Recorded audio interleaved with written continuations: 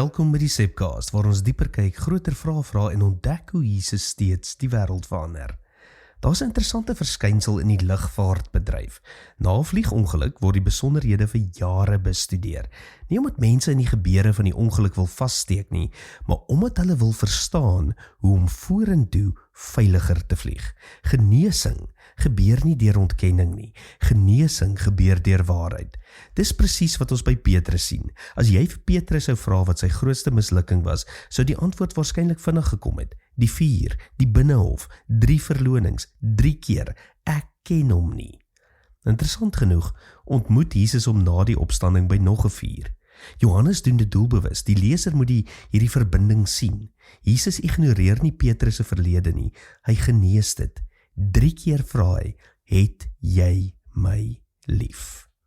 Nou vir baie van ons klink dit soos 'n toets, maar eintlik is dit herstel. Vir elke verloning gee Jesus vir Petrus 'n nuwe geleentheid. Vir elke mislukking gee hy weer 'n roeping.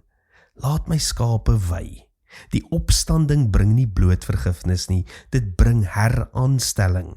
God vergewe nie net mense nie, hy stuur hulle. Dis goeie nuus vir elkeen van ons. Want die grootste gevaar van sonde is nie net dat dit verkeerd is nie. Die grootste gevaar is dat ons begin glo, dit is wie ons is en net daar bly vassteek. Maar Jesus kyk na Petrus en sê eintlik, jy is nie jou ergste oomblik nie. Miskien moet iemand dit vandag hoor. Jy is nie jou egskeiding nie. Jy is nie jou verslawing nie. Jy is nie jou mislukking nie. Jy is nie jou grootste fout nie. In Christus is daar altyd meer van die verhaal oor.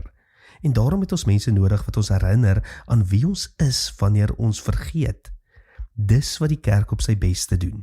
Dis wat dit beteken om die nommer 1 netwerk vir jou lewe te wees, want die koninkryk van God is vol mense wat ontdek het dat genade nie net jou verlede herstel nie, dit gee jou weer 'n toekoms. Tot môre, mooi loop.